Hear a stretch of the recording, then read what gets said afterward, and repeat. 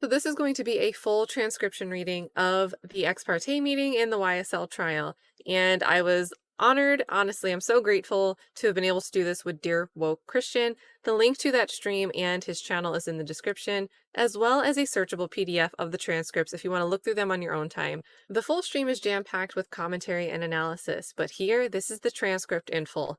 It's got some interesting stuff in it, you guys. Here we go. All right, you ready? Yeah.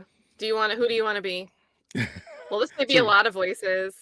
uh, How about you? I'll be the girls, you be the guys, or do you want to be the no, girls? that's cool. I like that. I like that one. All All right. right. So, court reporter is clearly you.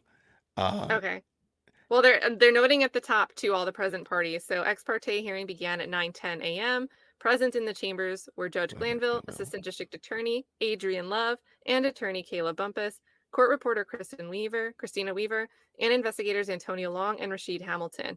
Now, am I missing Hilton being mentioned here? yeah, I don't see Hilton here. So I'm maybe at the, this is at 9:10. Maybe Hilton wasn't there yet. I guess we'll see with who's talking. wow, So let's make note these of that. notes are intense. Like they don't tell you. Yeah, that's gonna be interesting. She's gonna say like, oh, Hilton came in on Hot Wheels, Yeah, with a we might Dunkin' see as we Donuts in her hand. go. Yeah, yeah. All right. So it's gonna be me talking to myself as the ladies at first. So, court reporter. Okay, I'm ready whenever you are. Miss Love. Thank you. The concern that we wanted to bring to the court's attention as a state was twofold. One, we wanted to have the opportunity to impress upon Mr. Copeland with representation present that he faces. And we wanted to give him an opportunity to ask whatever questions he wanted to ask before he was we had to pull him in the courtroom when the jury came out. The second concern that I have is, and I wanted to bring to the court's attention, in line with the concern that I expressed on the record on Friday. I don't know what advice counsel may have offered or may be offering. That is their right and their business. As it relates to the testifying, however, I do not believe that criminal exposure is a concern that is, which interest is being spoken about and protected. Mr. Melnick relayed to Ms. Hilton on Friday that he had never heard of the statute 245-507. And on Friday, he sent an email. I don't know if he intentionally copied Mr. Steele and Mr. Shart. I don't know if he unintentionally put my name on it, but he sent an email to Mr. Steele and Mr. Shart with me and Simone copied where he said, "This is the communication that I received from Miss Love regarding Mr. Copeland." My response was, "Whose interests are you protecting? Yours or Mr. Steele's? Whose clients, which client are you protecting? Whose client, yours or Mr. Steele's and Mr. Shart's?" He wrote back and said, quote, "You are going to get him killed. You are making him a target. Fuck you," is what he wrote in the email. So this is the infamous email. This is the infamous email. So Wow. this is Okay. Miss we get two little teeny paragraphs. I have other concerns, but then we have all these paragraphs, multiple paragraphs about this concern. All right. So, In the court, yeah. his being whose concern? Mr. Melnick, if the interest that he is protecting is Mr. Copeland's freedom, he did not convey it by asking us what exposure does he face in testifying. In fact, if he's concerned with that testifying will get Mr. Copeland killed, and he is not communicating with us, he's communicating with counsel for defendants, it would seem that he knows a thing or something that we don't know. Additionally, I will let Ms. Bumpus tell you, he has said if Mr. Copeland testifies, he's no longer representing Mr. Copeland, which is strange because if your interest is your client, then it would seem you want to be there for him while he's testifying. Now, we got to pause there because what happened that morning on Friday the morning? She fired. This attorney, no, that was No. Monday. Oh, it was On Monday. I'm sorry. Yeah, you're Friday, right. Melnick was already aware that he was going to plead the fifth. He Correct. knew Yes. that he knows that you're not supposed to put a witness on the stand who plans to plead the fifth. And look at how Miss Love is twisting this. Do you see the games Miss Love is playing I see here? exactly what she did. Yes. So, wow. All right, let's get it. Okay, let me get in here. Well, he's on vacation this week. I understand. That is why he has Miss Bumpus here, and he has said what he has said. And as I was reading the statute, the thing is, and I was reading the statute about this particular situation, and I was reading our rules, our ethics rules, rules of conduct for attorneys, and it is clear that if an attorney, there were two things that were happening. One, Mr. Melnick had told me that he wasn't Mr. Copeland's lawyer. Mr. Copeland had told Miss Hilton that Mr. Melnick wasn't representing him. And then, rather than Mr. Copeland reaching out to Mr. Melnick, Mr. Melnick apparently was in communication with Mr. Steele and Mr. Shart, and Mr. Melnick reaches out to Mr. Copeland and injects himself in these proceedings. What we were discussing was in no way a matter that Mr. Melnick was representing Mr. Copeland on, and that is where we are not allowed to speak with a person when they are represented by counsel. Mr. Melnick could not have been representing Mr. Copeland on anything we were talking about because we were talking about this case and this trial. All that aside, we would like an opportunity for the court to address Mr. Copeland with Mr. Copeland's stand-in counsel present. Miss Bumpus is looking at me like, Miss Bumpus cuts in. She says, I'm I'm listening. listening. Miss Love, with his stand-in counsel present and to allow Miss Bumpus an opportunity to explain to Mr. Copeland everything that I have just said. Her concern outside was what is the longest he can stay in jail. What I relayed to her is the statute says, until he purges. By testifying. His contempt by testifying. Yeah, 507 is a little bit different. So, I mean, So until the end of this? he can't be here until the end of the trial. Stop. He said That that is what oh, that's basically, I know people have said, well, nobody ever said he could be in there for 2 years. But that basically that's saying he could Glanville be saying it. That's the judge saying it. right. Okay. So Wow. that part of the affidavit is true. We have a plus, what do we have? 14 claims? It was like 16 claims in the affidavit. That's I a think it's plus 16, one yes. for the affidavit claims. So Bumpus says, that is what I said. To the end of the trial is the longest? Question mark. Miss Love, no, it's not the longest. Even after a grand jury, if a person has been subpoenaed to testify before the grand jury, and even after the grand jury has, what is it, convened, has left, that person can stay in until that person purges himself of contempt by testifying. The statute literally says that. Miss Bumpus, well, I'm going to look it up because it was my understanding that it was until the end of trial. Miss Love, nope, here it is, literally the words of the statute. And so He could be in there a while. Let's put it that way. Either way. I No, just that's want to not be fair. able to give, and then Miss Bumpus says, I just want to be able to give him. I know. I know. It's kind of a it's kind of the statute says, that you purge, but you can't keep him in there indefinitely. I've got to kind of, Right. That's all I wanted to know. the whole thing is that he has the keys to his own freedom. And that freedom is if he just gives his testimony, then he's purged it. Right. And this is Miss Love now. And, whatever that testimony is, we know what we believe it to be, but, we don't know what it is. We can't talk about it. We don't, we don't know what he's going to say. We have an idea. We know what he's told us. Miss Bumpus says, yeah. Miss Love says, and our concern is that our concern, I know the court said essentially, you intimated that Mr. Melnick probably told him essentially you should testify. They can't do anything with your testimony. But what we overheard being said was, now she's saying she overheard this, they are going to hammer you, as if we were going to expose Kenneth Copeland to, and Miss Bumpus says, you heard that? Miss Love says, yes, yeah. Mr. Melnick told Mr. Copeland, we're going to hammer him. Now, to be fair, and I think Miss Bumpus, as an advocate or anybody, has got to tell him he's going to face some pretty significant cross-examination. Miss Bumpus says, yeah, I think that's what he meant. I mean, he's got about 10. Miss Love says, so he meant the defense is going to hammer him?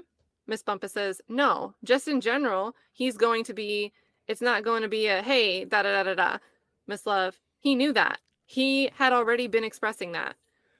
But I mean, I think that if he's concerned about that, well, but it's all in the message and packaging in terms of, I think Mr. Copeland is, a savvy person, but he's certainly going to be subject to a thorough and sifting cross-examination. Miss Love says, and the other thing is that, and then Miss Bumpus says, can I just say something in Attorney Melnick's defense in response, just for the record? Miss Love says, yes. Miss Bumpus, The reason that he doesn't want to move forward with representation, what I have been told, if he decides to testify, is that he doesn't feel like he doesn't know what was said outside of his presence. So he doesn't feel like he can adequately represent him or counsel him because he doesn't know what was told to the state when he wasn't there. Miss Love. But the thing is that the only thing that he should be concerned about, criminal exposure or the exposure that Kenneth Copeland has criminally. And there's nothing. There's literally nothing. The statute is quite clear that we can do to him about. The only thing that would put him in harm's way is a lie and a refusal to testify after being ordered to do so by the court. And by a lie, we don't mean like, oh, I think you lying. It would have to be, something obvious, because we can always impeach. But if he literally perjures himself, that's something different. We can't help that. We can't control that. We would only say, tell the truth. I don't care how bad it is, just tell the truth. So, Wow. like he says, I didn't go down to the police station. And I think part of the challenge, Miss Bumpus, may be that you need to assure him, look, I'm going to be here. And if you think that they are asking you a question, they being the state or the defense is asking you a question that's going to bring out other crimes that you're going to, he's going to be able to look to you and say, can I have a chance to talk with you? Miss Love says, that's exactly right. Miss Bumpus, uh-huh. Or uh-uh. Miss Love, see, but that's just it. Miss Bumpus says, no, he's not. Miss Love, hold on, hold on, hold on. That's just it, Judge. The problem is that there's been an assertion that people are representing, and I'm not talking about you. Miss Bumpus says, yeah. Miss Love, there's been an assertion that people are representing that their biggest concern is his best interest, and then they are just not here. And Miss Bumpus is saying she's not in a position to do that. And then Miss Bumpus says, no, I'm not saying I'm not in a position. I'm saying that the agreement between Mr. Copeland and Melnick, who I'm standing in for, is that if he chooses to testify, I'm to get him to sign this paper that says that then discharges Melnick as his rep. That's their agreement. I can't do nothing about that. So Miss Love says, that sounds weird. That does not sound like something in Mr. Copeland's best interest. That sounds like protecting somebody else's best interest. If you talk, I ain't going to, I'm not going to represent you. I don't even know what to do with that. So Miss Bumpus says, well, he said he does not know what was said. Miss Love says, it doesn't matter what was said. Miss Bumpus says, right, right. Now we got to pause there because it Yeah, does matter. it does a Because whole lot. if your client is being questioned on direct or cross, and you don't know what the contradiction could be, or you don't know what could be incriminating, you can't interject and stand up for your client. So Miss Mm-mm. Love is totally off the mark here. I, yeah, this is very weird, but this conversation is fantastic. Yeah, it is. And where's Miss Hilton? Yeah, Hilton's still not here. So, and then Miss Love continues, it doesn't matter. And he didn't ask us. He didn't even inquire, quote, what have you all talked about? He's been talking to Brian Steele and Max Shart. That's it. He's not talking to us. And in fact, when Mr. Copeland asks to speak with us, Mr. Melnick barges in and gets between Miss Hilton and Mr. Copeland and literally keeps us from talking to him before he gets called to the stand. And that's troubling. Miss Bumpus says, well, I think what happened was, and I say this because I previously represented Mr. Copeland previously on his other stuff. So I know this is just what I think happened. I think how attorney Melnick came involved as was his representation of other because he took my place. Copeland fired me and hired Melnick. And then this came about. And I think so at the beginning, Melnick was representing him, and then Miss Love says, and his criminal matter that he had, but that's resolved. Miss Bumpus. But when this case started, Melnick called me and told me that he was representing him as a witness in the beginning. I can assert that. Miss Love. Melnick has never in life, Miss Bumpus, this was 2 years ago.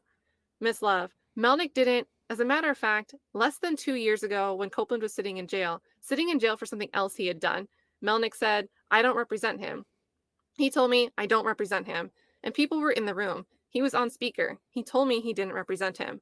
Now he ultimately did come about and represent him. But when we were trying to get, I guess, Miss Bumpus cuts in and says, something, yeah. Wh- What does that? Let me stop for a second. What does that have to do with anything? Because sadly, It makes it worse for Love. If he wasn't right. representing him during the stuff 2 years ago, why should he be expected to know something he wasn't disclosed to by jumping in to represent him now this week? That's where I'm going with that. And it just seems like you're not doing yourself a solid, ADA love, but I digress. All right, let's And I'm continue. confused actually. What page? We're on page 12. When 12. Miss Yep. Love said in the beginning, I want to go back up to that email because I have to get something straight for myself. So stay on page Okay. 12. Oh, I'll scroll I'll back stay down here. there. Um, and then what was this email? He sent an email to Mr. Steele and What Miss page? Shart with me and go to page 4. Page 4. Okay. And we're gonna be like professionals. Like I said, like page No, 4 I, I and what feel line? I feel gaslighted. We're going to line 3 on page 4. Okay, there we go. See? Well, Oh, really look. line 2. I Line don't 2. know if he unintentionally put my name on it is where you want to get to. Yep. But he sent an email to Mr. Steele and Miss Shart with me and Simone Hilton copied. So she was not excluded from this communication. But ever since we read this part, she's been insisting that he's been speaking privately with Mr. Steele and Mr. Shart. Good She's catch. lying. Good She's lying catch. through all of this. I've been waiting. I was like, maybe I read it wrong this No, whole you're time. no. Let's read the response. Where he says, "Okay, yeah, you're going to get." No, he's talking to her like, yeah, like they know She that. leaves out what was said to her initially. Then she says what her response was. She says he sent it to all of us, leaves out his initial email, includes her response, which is self serving, and then mentions the fuck you thing. Sorry, I Right. shouldn't be saying that. F you. But we know Miss Love is very sensitive when she feels personally insulted. Correct. So she's like Wow. reframing this whole communication scenario as if Melnick is doing something wrong by trying to confer with the defense counsel against the interest of the witness, his client. Mhm. And we see her kind of repeat this theme 2 or 3 times through page 12, where he's working with them, he's representing the interests of Mr. Steele and Mr. Shart, not representing his client. But he It, really hon- is, and he's told you that he honestly, like is. she just gaslit this ex parte meeting. She lit the whole thing on fire. Like, All holy right. moly. We can go back to page 12, but I thought that was important No, to good catch. That's a great catch. where Um, were we on I think 12? you're on Miss Love at the bottom. Okay, yeah, something, yeah, because I guess something, yeah. And then Miss Love says, Copeland was like, he's not my lawyer. I don't have a lawyer. He's not my lawyer. And Miss Bumpus says, are you talking about recently? Miss Love, so recently, Copeland said that Melnick was not his lawyer. Miss Bumpus, right. Miss Love, when Copeland was in jail, Melnick told me he wasn't his lawyer. But our understanding was that Melnick was his lawyer for those criminal charges. And so the person that came in and argued, or at least stood in for him on his bond, and then on his subsequent plea was Melnick. But I don't know whose interest he would be representing when he's not talking to us. She's doing it again. Yeah. Guys, start the love gaslighting counter. I think Yeah. this is 3 or 4 now that I'm gonna go with she's 3. reiterated. Let's do 3. Let's go with 3. When he's not talking to us about what we've spoken to Copeland about, he could ask us and we would tell him. Do you guys think that that's trustworthy? Nah. So let me keep going. So I don't know why he would withdraw his representation of him. If his interest is Kenneth Copeland, then why would you pull out? I love it. I'm gonna jump in. But real quick, everybody, those people that just jumped into the chat. First of all, I want to thank you all for being a part of the best live chat on the planet. My name is Jason from Dear Woke Christian. I have my lovely new best friend now, Cat Not Williams from Cat Not Williams podcast as well. And what we're doing is we're currently going over the transcript of the infamous ex parte meeting between Judge Glanville, ADA, Love, and maybe Hilton, as well as Little Woody during the YSL trial. And this is basically what has derailed. Is it fair to say this is the bend in the track that has derailed the train as relates to this YSL case? Would you say that this is it? Yeah, we were confirming some of the affidavit bits already. Right. And it's not surprising to me to see Love speak this way because it's exactly how she speaks orally on the courtroom floor. But this is a pretty important circumstance, right? For sure. And you have her stating, well, this is what the statute literally says. And on one hand, Melnick isn't talking to us, but then she's saying that she was included in the email. Like, there's just it's a lot, You guys. can't This have it. No, is no, I love it. Let me do my part. And by the way, Kat, not Williams. Everybody, just real quick, Kat in the chat. Go ahead and put Kat in the chat because she's been a beast at reading this. Because the court didn't say very much, so at least y'all can give her a couple of likes and spam Kat in the chat and let her know we appreciate her. So let me do my guys, part. and go on X. You know, if you use X, I think X is a great place. These little Yeah. things that we're calling out about the transcript, if you and we've got the document on our screen, you can either screenshot the screen, or grab the actual document from Thugger Daily. Point out these inconsistencies that we're talking about one on one. Someone go and make a post on X and say, look, guys, Hilton acts like, or Love, I keep messing them up. Love Love. is acting like Melnick talked to Max Shart and Brian Steele, but she was CC'd on the email. She was So absolutely. she's trying to fan fiction and ex parte communicate, like some type of communication that's one sided, I love it. right? She's trying Absolutely. to gaslight. Like, go point out those little details on X because not everybody will sit through a live stream reading of things like this. But those highlights, screenshot them, man, because it's Absolutely. crazy. People And don't know that Love has been doing this for 100 days. absolutely.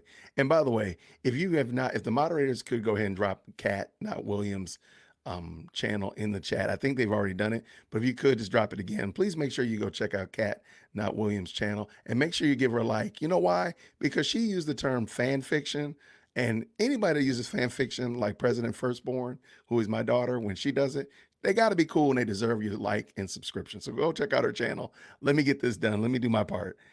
I'm the court, and I'm going to say that doesn't make sense. Miss Love, at the point where he would face the most peril, if that is his concern, if his concern is, quote, I don't know what they talked about, so I don't know what And I thought that Miss Hilton had a list of questions for Mr. Copeland anyway. Miss Love says she did. Well, how come you all can't? He didn't ask to see those. He didn't, and not only that, Well, can't you all share that with Miss Bumpus? well, Miss Hilton has already shared it with Mr. Copeland. That's Mr. Copeland and not an attorney. Right. And we certainly will share it, generally speaking. And then Miss Bumpus says, can I read this email that Melnick sent me? I don't know if this will help you understand what he's saying. It says, hey, Kayla, I wasn't able to see Kenneth today. He went on Saturday and tried to talk to him before his flight, but I have talked to his family. So at first, Kenneth was going to testify, but has now decided to take the fifth. He may change his mind on Monday. If he does, then he's agreed to discharge me as his attorney. This isn't out of bad feelings, but I was not present when he met with the DA's office. So this is so hold on. Hey, yeah. Hold on. Can Wait, we wait. can we pause here? Because this seems recently. They're talking about in this very email, he went on Saturday to speak with the DA. Am I reading this right? Oh, no, no, no, no. Melnick went Saturday to speak to Kenneth because Kenneth was in jail. Okay, So so if Melnick tries to speak with him on Saturday. right, right. So let me When is let's this see. meeting taking place? Now If we go that I back don't down to line understand. 20.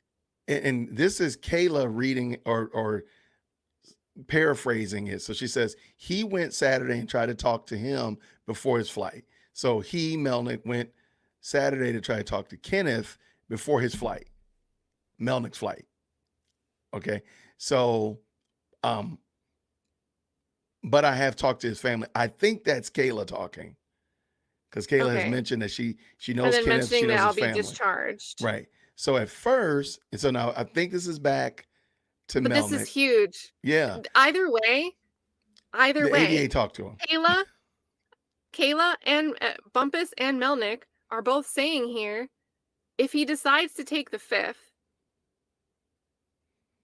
he's going to discharge us because we don't want to be an attorney. Like, we don't want to take part in someone that's going on the stand when we know that he's going to plead the fifth. That The is correct. prosecution shouldn't be putting him there. And more than, and along with that, we don't know what they've already had conversation. Now this makes sense about what they've had conversation about before. So Yep. the prosecution and Woody have talked apart from his attorney and counsel. So they're like, I don't know what he's talked. I don't know what he's talked to them about. I don't know. Again, that makes sense to. I don't know what he might be perjuring himself. I don't know what he might be inconsistent about or impeaching his testimony because I don't know what And he then told him. if he plans to impeach himself anyway, you guys shouldn't be putting him on the stand or perjure, like plead the Yeah. fifth. If he plans to invoke after you give him this deal, you shouldn't be putting him on the stand in this manner. Look, I'm a So then I pre-K think we law get to student, but this makes a lot of sense. Look, I'm this okay. is I mean, I didn't doubt Kayla's credibility at all. Mm-mm. And I didn't really doubt the affidavits, but there were some things in Kayla's claims that she wasn't asserting. So I was like, okay, maybe there's going to be some things from those affidavits that we don't get. And now I think we're at a point where we're getting more. We're getting even more clarification, both from the order to release this transcript and from this bit right here, that everybody in this ex parte meeting was well aware he was going to, that this issue was in place already. There were Correct. meetings, counsel was bouncing in and out, trying to catch up with what was going on. Absolutely. I find it highly unlikely that the court didn't know that this circumstance existed on Friday, even though he turned down the meeting and said, I don't want to meet on a Friday afternoon. And the prosecution absolutely knew, unequivocally knew. That they Like, did. All right. so I think I Um, was on line 18. I think you're on 18. Yeah. So this isn't out of bad feelings, but I was not present when he met with the DA's office, so I can't really help him with his testimony. And then he gave me the discharge and told me that if he decides to testify, then he's going to sign this. Miss Love says, and that's just it. It's like you never know what somebody's going to ask. And if he's concerned about putting him in legal jeopardy, then it would seem like he would remain and allow Mr. Copeland access to counsel when Mr. Copeland is concerned that he's about to walk into an area that puts him in legal jeopardy. Miss Bumpus, you can't switch now that he gets called? Miss Love, see, that's not in Mr. Copeland's best interest. That's in the defendant's best interest. Hold Okay. on. We got to pause right here. Yeah. Is it in the defendant's best interest or it is in the interest of due process? Right. That's the thing. Like, there's a false dichotomy. It's not the witness's best interest versus the defense best interest. Is what is the right thing to do? Because if you put somebody, I mean, just look at what happened. Look at what has happened by putting him on the stand, and you knew he was going to plead the fifth. Look at what happened. Because again, Kayla literally says, "Couldn't you have switched it up?" So that to me, that makes sense. Like we asked before, can you get like a pinch hitter in?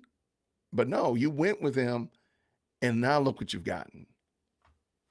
It's crazy to me. Like, I truly believe like this sentence right here is going to haunt them for a long time. Sentence 4 on the top of page 15. You can't switch how he gets called. Like, and it's a question. Like, you can't just switch it up? Okay. All right. Somebody said something, this is something I want you to think about as well. Carrie said it. There it is right here. I would bet that more of these meetings happen without defense knowing. They oh, I seem absolutely super, agree. super comfortable. Like this is a path well worn. This is not your first time at this rodeo at all. And Um, we're seeing Hilton referred to in the third person. She's not here yet. And mm-mm, now this story that possibly she was may have been crying, right? right. There was like a story that possibly she was crying. On And Friday it could be afterwards. because if she walks halfway in on this meeting after Miss Love has, I don't even know what you would call what Miss Love is doing here. But it's I have not no idea. balanced. It's not really attached to reality. In the same breath that she's saying that this isn't in Copeland's interest, she's acting like she's trying to act in Copeland's interest. Right. She's definitely trying to say, "Hey, I'm looking out for his best interest." But it's her interest to get this testimony how she wants Right. it. It is, yeah. It's definitely a wolf saying, "I'm looking out for the best interest of the Oh sheep." my god, wait. We're gonna love line 7. My eyes just darted forward about this jumping from line 4. Are you ready Okay. for Yeah, it? okay, Let go me ahead. read. So Miss Bumpus says, "You can't switch how he gets called?" Miss Love, "See, that's not in Mr. Copeland's best interest. That's in the defendant's best interest. When you say switch and how he gets called, what does that have to do with anything?" Miss Bumpus, "I don't know. Maybe he's saying he can't do it because he can't get his refundable ticket." So they're saying the same thing we talked about before we pulled up these transcripts. Just call a different witness. You could have called a different witness on Friday. You could have called a different And then Miss witness. Love says, that is not what he said in that email to you, and that is not what he relayed to the court. And his concerns have nothing to do with the. He was very much And then Kayla says, I tried to go back and watch as much as I could. Telling me what he was, that he was going on vacation. And I said, well, I'm sorry, you inserted yourself in this. I said, really? You need to come on Monday. So Miss I'm Love sorry. says, That yeah, is, go ahead. I'm sorry. That's just, I'm sorry. Being They're able, playing it both ways. right. Like this man, you're saying the man is not a part of Woody's life, but he needs to come up, be a part of Woody's life. No, you can't have them both. You cannot. And I'm sorry, if the man already has a vacation plan, and apparently he told you well in advance. So it wasn't just like he told you on Friday, hey, by the way, I ain't gonna be here Monday. He didn't say that. It sounded like he had told them well in advance.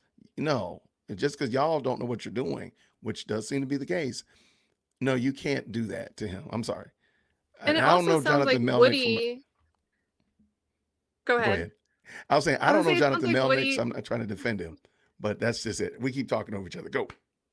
I was gonna say it sounds like Woody. They mentioned it in this transcript that Woody was like, "Well, why do I need him too?" So we know that he fired Miss Bumpus. He wanted to discharge her. He had the discharge Mm, papers ready, and it seems like he held the same kind of attitude about Melnick. Like, why do I need him here? but I Speaking need him. about on Friday, and they kept bringing him in because they probably wanted to make sure that no one could say that they did this without someone representing Woody's interest. And look Like, what we I have can't really here. find an explanation of why they're playing both sides so hard here. All right, Miss Love. So he can't force Mr. Copeland to discharge him just because Mr. Copeland decides to testify. I think you are in until it's done. I mean, Who, me? no, you gotta say that. You gotta say that like you mean it. You gotta say that with some. You are now being told that you're the stand-in, the substitute teacher is now going to be I've the got a flight teacher. to catch Yeah. and I might be stuck here. Right. And the Right. way Love and Glanville are saying this, it's like they don't even understand that she's only here for the contempt issue. I think when they say these two lines, the lines between 21 and 24 between Miss Love and the court, I Yes. think when they're saying here, I think you're in here till it's done, they mean the trial because that's the word they used earlier was to describe the length of the trial until Until it's it's done. done. Right. And then Not Glanville almost catches himself, and Kayla catches it like, who, who me? me? Being stuck here until the end of the trial? You're saying I'm his counsel all the time now? Yeah. I mean, Like, that's just if he testifies, you've got to kind of. I hate that. I hate it because and if he had said like once he purges himself of his contempt, then you're free to go, or he had the chance to get it right there, and he he could have right didn't. there. Okay, go ahead, And Miss Miss Love. Love butts in to help with her assist, saying, and frankly, Your Honor, I know that if a person faces criminal contempt, they are entitled to representation if they want it. This being a civil contempt matter, Not necessarily. Anybody who's facing contempt can get counsel. I mean, not anybody, but Bumpus says, I can't stay. How long is this going to take, Miss Love? It might take some days, Miss Bumpus. Miss Love. And see, that's just it. And I think Miss Bumpus is put in a precarious position. She's not the one that stood up and injected herself into this. They reached out to her, and she did him a favor. But ultimately, it seems as if Mr. Melnick is stalling and attempting to delay and hamper and hinder our proceedings. And that is a problem because that has nothing to do with the best interests of Kenneth Copeland. And that has nothing to do with Kenneth Copeland's exposure if he testifies. Just to answer the question about what he is exposed to, the statute is very, very clear. It literally says that no testimony or any evidence required under the court's order or any information directly or indirectly derived from such testimony or evidence shall be used against the person in any proceeding or prosecution for a crime or offense concerning which he testified or produces evidence under the court order. That is saying even if he got on the stand and said, he started talking about an unrelated crime, which is what the biggest thing I think he's probably thinking about is that. Yeah, there's a lot of stuff they could ask me about. right, That is not known to a lot of people, and that he could also invoke his Fifth Amendment with the evidence of counsel. Well, I'm sorry, with the advice of counsel, if that was some other particular crime. But but even that, we wouldn't even even that, he'll still have to testify. Literally, right. The saw lays, Yeah, I the law mean, says? Is that a typo? yeah. I was wondering I what think that that's supposed was. to be the law says. Right, the S and the L have been confused. Um, yeah, I mean, anything he testifies to. We do this. And then Miss Bumpus says, okay, and then about the delay or stall. Isn't it true or is it not true that he had a leave filed since December? Call it out, Kayla. There you go, guys. Okay, so There he you has been go. he's been so that means that Melnick told you back in December. So this is June. So we're talking better than 6 months ago that he wasn't going to be here. This is crazy. We got what page are we on? This What is page is six this, guys? that's page 17. We So got to 17 pages of Miss Love acting like, oh, we have no idea. He just injected himself and then wanted to bail. right. But listen what she says next. So look at what she says on the top of page 18, Okay. line 2. Look at that. We have nothing to do with any of that. He injected himself into this. But whether he injected himself or Oh not my is almost a gosh. moot point. The play as if you didn't know that he was involved in it seems to be you seem to have trashed that. It seems to be like, well, you really were involved in this. All right, let's But keep it's this going. still it still Okay. makes no difference on court management. They could have called a different witness. They could have had better trial organization, and they Yeah, chose not management. to. Absolutely. They've what he took the stand on what, day 89 or something, day 87? I want to say 85, but I mean, because it was almost Something 2 like weeks that. of They chicanery. could have gone through all these recordings waiting for Melnick to be back in town. Right. There we go. Could have did that. So And then boom, problem done. right. But let's keep going. The court. That when you get involved, I don't know you have a leave. Right. I don't You know you have a leave. But he told you had a leave since December. Kayla just said it. Do you see He, how the court and Love are talking over each other, trying to argue and defend their own garbage? They're both trying to rabble through an excuse right here. That's why the transcription can't catch it. They're yeah, both arguing in the same direction, and Kayla every time is just like, "Well, wait, what do you mean? Is it true or not true that blank?" And then that they is both correct. try to answer. They both try to scramble for an answer. That is correct. All right. um, So and that's love right there. Line 11. okay, thanks. Right. And then Bumpus says, "Okay, okay, Miss Love." And he did not. So he didn't have one. Didn't have Miss one Love. what? He has like come and go attorneys. Miss Right. Love says, Mr. Colpin's been a witness and a name on this witness list Mm, since. okay. So since he said, well, I represent him, I'm like, okay, well, you don't have a leave. That's filed in our court in our case. Okay, But okay. And then Miss Love says, so wait, you gonna say something? no, no, I'm just like, wait. Are you saying so is I'm a former classroom teacher, if anybody doesn't know. So I taught elementary school. So I'm looking at Judge Glanville as like the principal of the school. And ADA Love is like the grade level chair of, second grade. So I would report to the principal and say, hey, I'm going to be gone in June. I'm taking a vacation, taking a 2-week vacation with my family, and I filed it. I already know I have a substitute teacher coming in to cover for my class. And then I would go to my grade level chair and tell her, hey, I've already filed this with Mr. Bumblebee. Mr. Bumblebee said it's good to go. I'll be gone for 14 days.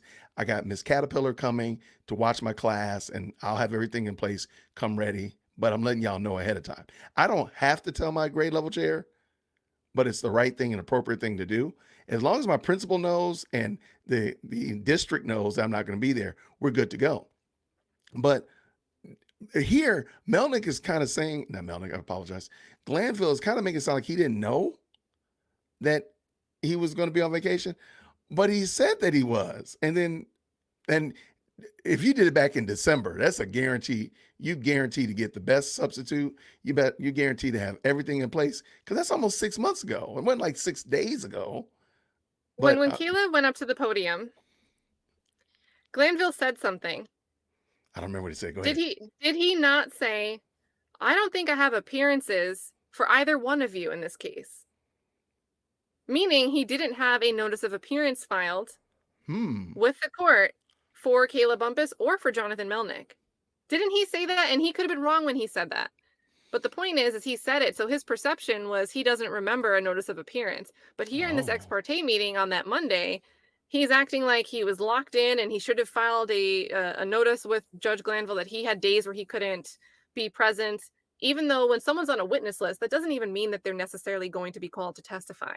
They're that's correct. listed so that the opposite side can prepare and people can start planning and make opposition. Hey, we want to oppose this witness because, or we can get ready to bring in a witness for a rebuttal to that witness, whatever the case may be.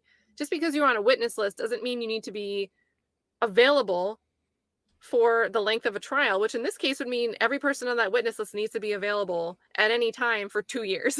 Like, it's not Insane. practical. Right, So right. for the court to be acting this way in this ex parte meeting, for Glanville to say, well, if you don't file a leave for something, But he did. That's the problem. He did file a leave. in So December. if I come back, to my classroom and they burn the whole school down because my kids are wild, you can't say, well, Whitaker, you didn't tell me that you're going to be gone. Like, no, I filed it Let's with, told Mr. you. Bumblebee. So I think this is problematic. Okay, let's keep going. Yeah. Okay. So he did this himself. Okay. And Miss Bumpus says, okay, okay. And then Miss Love says, so he did this to himself and he did it to you. But we have to, that is just where it is. And I don't know that that's just where we are. Miss Bumpus says, so Judge, you're going to make me stay if he chooses to testify? I am because you're his lawyer. You're his lawyer. You're a stand-in lawyer at this point. Miss Bumpus says, Your Honor, I don't have a problem with that. I'm not ready. Miss Love says, if There's nothing for you to be ready about. Ooh, oh my all gosh. this time, this is supposed to be in Woody's best interest, and now you're saying just stand there so we can proceed, even if you're Yeah, not just ready to represent him. This is so backwards. you're just a body here. That's all it is. Let's keep going. I mean, let me start over again. There's nothing for you to be ready about. I mean, here's the thing. I think the only thing you've got to kind of ask him about is, look, here is the questions the state is going to ask you. All right. Is there anything else that could hurt you that they might ask you about? And as long as you have a knowledge of that, then I think that you are fine because the states are only going to get into this. Now, the reason you want to know what's going to hurt you is the defendants know more about Kenneth Copeland than anybody else. So they are probably going to kind of. And Miss Bumpus says, what about if I say I can't do it? Then Melnick needs to come back, right? Am I going to be in trouble? Because I was only for Monday. That's what I was told. I was given specific, Miss Love says, if Copeland said, I don't know what Mr. Copeland wants. It's his choice. Bumpus, can he say he doesn't want Melnick? Love, he can say whatever he wants. It's his choice. This is so funny in hindsight. Miss Bumpus, but the judge is saying, Miss Love, I don't think he can be forced to have representation if he doesn't want, need, or say he wants it. Because we have offered, we have done everything to clear him of judicial exposure. There's nothing he can say. He could lie. That puts him in. Wow. Hold on. I feel like I lost place. Okay, sorry. Line 8. Peril. And then Miss Love says, peril. But, he can't talk about a crime that we could then prosecute him for. That is involving this or some other place. Right. And then Bumpus says, Mm. I understand that, but, Miss Love, and we can't use his testimony to go find evidence to prosecute him for the stuff he talks about, because he is literally shielded. Bumpus, I would have to agree with you that I don't think that that's the concern. Isn't that what you said? Miss Love, well, the court said that. Miss Bumpus, no, I'm saying with Mr. Copeland not testifying. You said you don't think that his concern is criminal exposure, or you do think that is what he's worried about. Do you think that he's fearful of testifying for other reasons like his own personal safety? And Bumpus says, right. And then Love says, that is what Mr. Melnick said to me in an email I can pull up. He said, Bumpus says, but you Wait, wait, don't wait. believe that. Uh-huh. Wait, Mr. Melnick emailed her, Oh, the now guy. now I'm in communication, Right now not you're in just communication stealing with him. short. I can pull it up when I need it. Even though I didn't Right, want to read it in full earlier, I wanted to only read the part where he cursed at me. right. But I can. But all of a sudden, I do have this. Actually, I got it on my phone real quick. Let me pull this up and read it to you. Okay, Bing keep bing. going. But you don't believe that, Miss Love. You were going to get him killed. And that's in quotes. That's what he said. We ain't gonna kill him. Bumpus. See, I don't know anything about that email. Miss Love. We ain't gonna kill him. I can show you the email, but we're not going to kill Kenneth Copeland. So who is he talking about? So what are you trying to do? That is a collateral second and third order effect. Let's pray that doesn't happen. But in light of Shout what out to happened, Glanville for calling that out because Glanville did just call out Miss Love's BS there.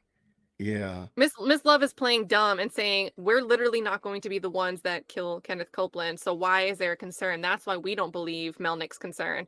And Glanville calls out, well, yeah, but what you're putting him on the stand to do indirectly could cause a concern. So thank God Glanville's not that complicit. right. Good gracious. And in light of what happened this past weekend with Tay, this is really problematic to hear them using, just kind of flippantly say, "Oh, listen to what she's saying. We're not going to like we're not going to do it." Well, and then she wanted Excuse to me? search for a word that sounded like it had gravity. She wanted to search for because the way that's written in the transcript, the peril part, it's like she's going, that puts him in, like she's shopping for a word, and Judge Glanville comes in with the assist and says, peril. And he's like, Peril, peril, right? yeah, Where that's am the I? word. Yeah. Like you just solved the puzzle. Um, Oh my so she's gosh. Okay. searching for this weird, and if you're looking for the word, that means you don't really see peril being a reality. Otherwise, you'd be That's able to correct. think of the word that describes what you're thinking of. Right. And But let's you keep in waited mind for what the you're doing. gravest word. Yep. Right.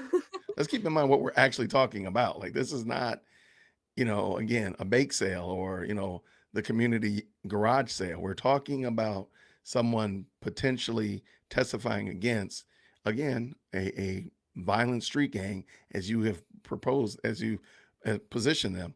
Why would you not think that this would be a real issue? But by the way, they never knew about this potential. Now, Woody has not said that he's been threatened or he is in danger. So still this ex parte meeting is still out of pocket because they don't know that they've kind of mustered this up Well, and they since say then. here, they call it out that Miss Love doesn't believe it. So you're And calling there's him that a, too. Yeah. it's clearly about securing his testimony. And we're going to find out, I'm sure, because I trust the affidavit at this point. I mean, I didn't really doubt it, but whatever, that's my own personal bias. But now this is reinforcing where I stood on the affidavits before we got this transcript. But with this, we're seeing her say, well, I don't believe that there was really, you know, a risk. We're not going to kill him. He's fine. Why should there be an issue? Why do we need to? He's not, his life isn't at risk enough to stop him from testifying. Correct, man. So it can't be used as an excuse to hold this ex parte meeting because they're not even considering, they don't believe that there's a risk of him testifying. So that Yep. can't be the reason for this meeting. It's Wow. all BS. And Glanville stood down on it, 10 toes down on it today, Yeah, he acting did. like safety was still a possibility. All right. Where your love? I think I was at 17, right? So, Sounds about I right. mean, Yes. obviously he, First, he has to give testimony, though. I mean, that's what he has to do. He's got to give the testimony, whatever it is, good, bad, or indifferent, good, bad, or indifferent, I should say. so we would like, with the court's permission, they haven't brought him over, and he was supposed to be the first one up. So I guess they went to get him. They might be over here with him now. Is he here now? I don't know. Judge Glanville exits chambers 9:33 a.m. Miss Love says, we would like to just go into another courtroom and talk to him, give you a chance to talk to him, and then give you an opportunity to explain to him. We're off the record. Brief Okay, recess. so this is where I think How long? Kayla and Copeland are allowed to speak in chambers It's only a together. minute. Well, there's only a minute, and I don't Yeah. see Copeland. Okay, keep going, Unless they're just, yeah, let's see. because I don't see That's Copeland. weird. You see Judge Glanville right here. It says, Brief where's Mr. recess. Copeland? Yeah. A minute long So recess Glanville and and then Chamberlain enter chambers, and is Chamberlain one of the deputies, or is that one of the DA investigators? I think it's a DA investigator, but I'm not 100% certain. Did I write it down? Okay, wait. I wrote the DA investigators were Long and Hamilton. So that must be a deputy then, because I didn't write down the deputy names, but I did write Okay. down the DA investigators. So it seems like a deputy, Glanville and a deputy enter chambers at 9:34. And then Miss Love says, Miss Hilton has been communicating with him. I'd like to grab her from downstairs and have her come up. So wait, Oh, what? why is she downstairs? Why is she So she was in the communicating with him? building. She was actually in the building. Why is she communicating? Is she communicating with Copeland? Okay, read that again. Miss Hilton has been communicating with him. So wait, let's go back to uh I'd like to give uh, you the opportunity to explain to him. So Miss Love is telling Kayla, go talk to Kenneth Copeland. Go talk Kenneth to Woody. Copeland. And then we have Miss Hilton has been communicating with him. I'd like to grab her from downstairs and have her come up. Where is Mr. Copeland? Look at the next line. Why is Hilton talking to Copeland? Where's Mr. Copeland? Oh, Mr. Chamberlain. They took him upstairs to the tank in 9. Okay, can we bring him out to can we your chambers is being used. I mean, your courtroom is being used. Let's bring him in here, Chamberlain. All right. So let me see if I can get that done. Let's bring him in here, okay? Thank you. We'll just bring him in here. I think at this point, uh, you clearly need to let the other team know what you're doing, but that's beside the point. That's Well, beside the and why point. is Hilton talking to Kenneth Copeland? That is crazy. It's Why? it's so it's like you're trying to get Kayla to agree that he needs to testify, and you leave this beginning before you bring Copeland in with a we need to tell him. I mean, you need to tell him. And then we find out that Hilton's also talking to Copeland at the same time while they're arguing that Melnick, we're not trying to be mean to you, Bumpus, but Melnick isn't looking out for Woody's best interest. Well, is Miss Hilton doing that in her own conversations with Copeland by herself right now? Or we're trying to goad you into nudging your client to doing what we want? This is not good. This No, is not good. this is less than good. Okay, real quick, let me just go. What's the time? Mhm. So we're at 9:34. These are some slow talking conversations. 'Cause that means there's 26 minutes between here and this next sentence right here, which is at 10:03. So actually 29 minutes of slow talk. Okay. So they're just recessing. Okay, maybe they're just recessing. Okay. So they I do recess think that they're since probably recessing because they do yeah, okay, I mention, like, got you. Kayla was in the hall. They're probably trying to figure out where to let Kayla and Copeland talk to each other and get Copeland upstairs, Yes. which can probably take a surprising amount of time. And then we have Mr. Copeland enters chambers at 10:03. Also present were Judge Glanville, Assistant District Attorney Simone Hilton, and Attorney Kayla Bumpus, Court Reporter Christina Weaver, investigators Antonio Long and Rashid Hamilton, and Deputy Houston, Deputy McPherson, Sergeant Brown, and Sergeant Hall with the Fulton County Sheriff's Department. So So Chamberlain might just be a different deputy that wasn't standing in for this part. Maybe he came right. upstairs to let them know Copeland was here. So he might be a fifth deputy that wasn't one of the four present. There's a lot of them. Okay, Yeah. Mr. Copeland, can you let him know I got a hearing problem? He started right away. That's so funny. Woody is Oh undefeated. my Woody is gosh. undefeated. Hold on. That is hilarious. Oh my gosh. But Is this wait, real? so where was Hilton? That's what I'm not understanding. So Where's Hilton's Hilton been? present now. Maybe she's not. Remember, Because she they was in say she's communication. Hilton. She's been in communication with Woody, Yeah, I and mean, that's problematic. 88 Love knew it. So how in the world does she know that she's been in communication with Woody? She's been in this meeting with him. This is getting weird. Just I throw don't this whole know. And I thing. wonder, I'm just going to say, we don't see her talking on the first page at all. What do you make of that? That she's not saying anything as she walks in. They're not even saying, like, welcome, Miss Hilton. They're not recording any of this. Yeah. What do you think that's significant that they just roll right around Hilton? I don't know what to do. Go ahead, Bumpy, so I can It's like, because I get to play Woody. That makes me, I love this. I love this part. Yeah, All right, this is let's good. That's go. a great first line for him too. So then Miss Bumpus says, "Okay, he said he is hard of hearing." That makes two of us. I've got a hearing aid that's coming in on the 27th of January. I mean of June. So I'll try and talk loud. Is that okay if yeah, I can read lips. Okay, good, good. Mr. Copeland, good morning. Good morning. All right. I just wanted to bring you over and let you talk with Miss Bumpus and see if there is anything that you need to ask of our counsel, or rather of your counsel, or Miss Hilton, or the state, or the court before we bring out this morning, because we would like to hear your testimony. And that is a kind of where we are at this point in time. So, is there anything you want to ask?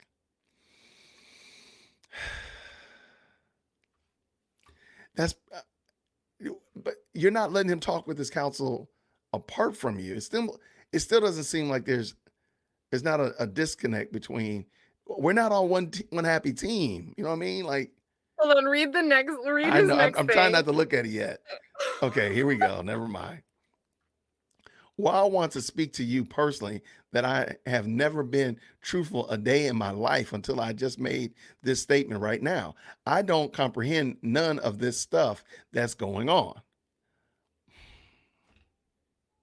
The man is telling you that he's lying. The man is telling you that he's lying. Oh my gosh. Okay, well, the only thing you can give is truthful testimony.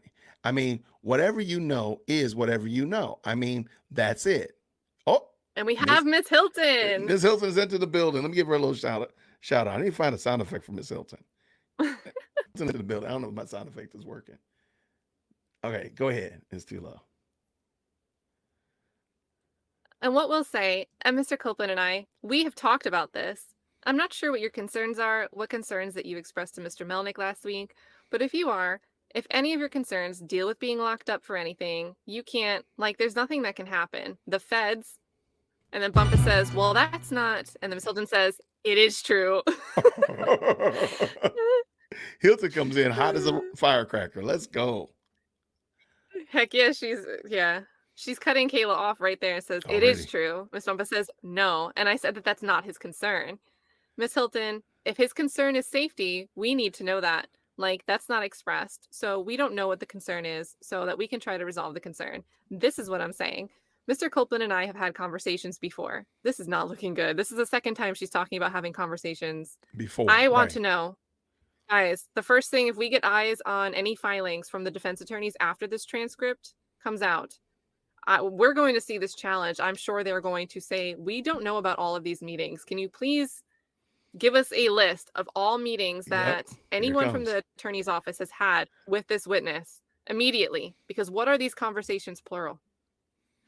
So Hilton goes on and says, I understand some of his concerns is potential criminal liability, hence why we gave you immunity. The federal statute of limitations, done. The state statutes of limitations, done. So there's nothing. Like, I researched it this weekend again. Both those statute of limitations for what you and I talked about, which is in 2015 or before, done. You cannot be prosecuted for anything you testify federally or statewide. Immune, period. So if that is the concern, there is none because you cannot be prosecuted. The federal statute of limitations is 5 years. So anything in 2015, 5 years would have been in 2020. Anything statewide is 4 years. It would have been 2019. Finished. Next concern. What may happen in the street? I feel like Hilton's reading an essay here. It does feel like that. Like, where are you getting this Next from? concern. Argument 2. What may happen in the street? You know what we have talked about, what we can do as far as living and all of that. We've had those conversations. So I'm trying to express to you, we do not want you locked up. I don't know how many times I've got to tell that to you, what I've got to say to you. We do not want you sitting in DeKalb or whenever they got to you because of this. It's DeKalb. I It's want, DeKalb. yeah, sorry, DeKalb. But hold on, so this seems like Woody may have said, I don't want to go to DeKalb. I I don't want to think be that's where held in DeKalb. right, DeKalb. I'm wondering whether they're not going to Fulton County Jail. I don't know. I don't know the ins and outs of. I try to stay out of the jail system altogether, This as much as I wanna Right, but deal it with seems like this. here Hilton is like mirror matching a concern that Woody may have raised to her during one of these conversations, right? She's not just That is correct. volunteering this out of thin air. It That is seems correct. like he said, "Well, I don't want to go sit in DeKalb. Where are you going to send me?" Yeah, I'll go there. So for whatever reason, he doesn't want to go there. And then Hilton says, "I know you wanted to talk to me on Friday before you walked into court. We weren't able to talk. If you still want to talk with or without Miss Bumpus, I'm here, but we do not want you in custody. You will not. This order, I don't know if you kept your copy of the order, but this order says you are immune from prosecution. Any of it. Literally. Judge, you might want to close your ears. If you confess to a murder on the stand, if we don't have any other independent evidence outside of what you say on the stand, you are immune from prosecution from what you say in court." So again, I don't know what was communicated to you on Friday. I have no idea. But what the state has assured you, which I have assured you in our private conversations with Mr. Long, as I'm saying in front of Miss Bumpus, as I told you, that is what this order says. And that is direct or cross-examination. And that is direct or cross examination. So if you are worried about what the defendants may ask you because they may know your business, but if they ask you about things that you might think are you might have some liability with, you can't be prosecuted for any of those. I just want to go back. Like she literally put out there, like you could confess to a crime of murder and we wouldn't prosecute you. As long as we have no other evidence. Right. Okay. I got family members watching this trial, and I don't want my nephew and them to hear the things that I may be involved in and think it's okay. Okay, But I whatever. think that's a separate conversation you can have with them as an honest individual. Like, look, nephews, I done lived a life that I don't want you to live. Don't go through what I've been through. But that's something you can have outside of being in jail because that's a better conversation you can have with your nephews in person. But they shouldn't have to come to the DeKalb County Jail because you are being held in contempt. You can have that conversation with your nephews tomorrow in person. You can have that conversation with them. He's not supposed to talk about his testimony while he's still under whatever. Yeah. Hilton, get it together. You can have that conversation with anybody. That's not what you're supposed to do. This is horrible. But y'all You did know this what's coming up intention. this Oh, I'm sorry, sorry, sorry, sorry. No, go ahead. But y'all did this intentionally. No, we did not. You and I had this conversation, Mr. Copeland, on Friday morning. Didn't you just say we didn't get to talk on Friday?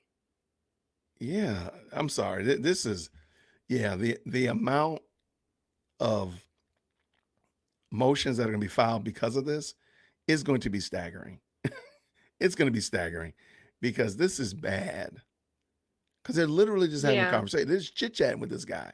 Are they hanging out at Starbucks with him? What's going on?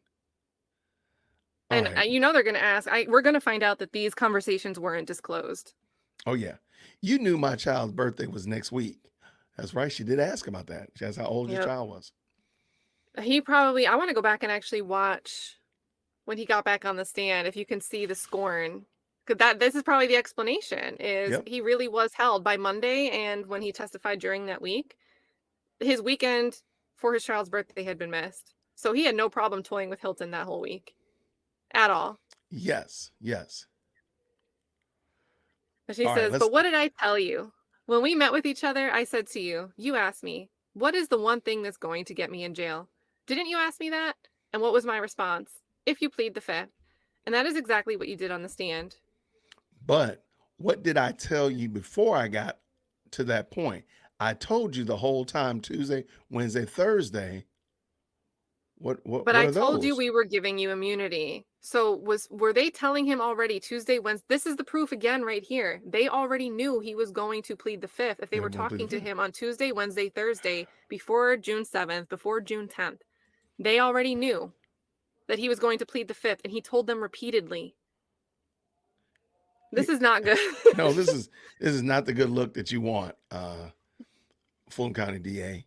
But I told you you already said that. I'm sorry that I was pleading the fifth. No, you did not. I told you every day I was pleading the fifth. No, you did not. And we told you. I told you my concern. And we said we could give you immunity. You said your concern is what they know about you. And when you said that, I said, well, you know stuff about them. And then I said, whatever your concerns are, we can give you immunity.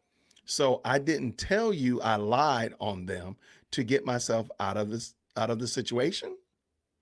You said you were a liar. That's what you said. You said that you're a liar. And Kayla says, "Was this recorded?" Hilton, "No, no." Kayla, "And did he ever say that Melnick was his attorney?" Hilton, "No. This week, when we first met you in the car on Friday." She met Kayla? No, this is Copeland. Why is she meeting?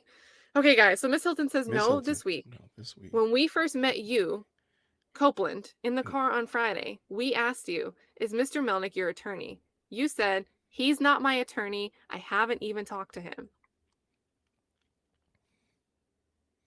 okay.